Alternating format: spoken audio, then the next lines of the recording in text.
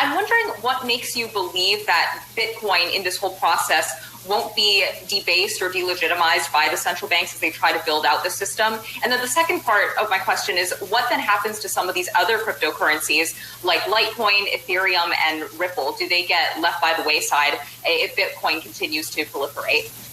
Yeah, so I've read through the ECB papers, the IMF papers, the BIS papers, the Fed papers, and the Bank of England's papers, and they all say the same thing, essentially, is Bitcoin's here to stay, digital currencies are here to stay. We're not going to try and compete with them, but we're going to create a digital world. So they are regulating everything, putting it into place that this is a legitimate part of the system. So they bring in the central bank digital currencies in, and it all becomes interoperable. So it all connects with each other. So it doesn't look in any way, shape or form that they want to ban them, stop them. They understand the technology is out of the bottle. The genie's out of the bottle. There's nothing you can do about it. It's not going away. And it's too small to matter still.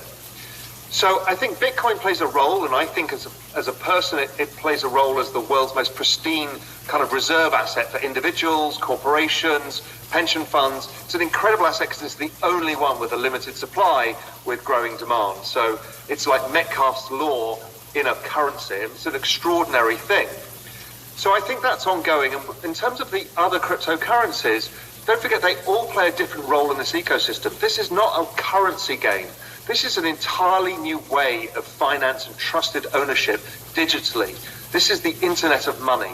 So there's going to be lots of different platforms, lots of different ways of doing things, much like we have the Apple iOS and the Google Android system and all of these things that all speak to each other and we don't even notice. Right? So that connection of all of these systems is coming, and the central bank digital currency route is going to be the platform by which they can all connect in terms of ease of use and on-ramps and off-ramps into our normal lives.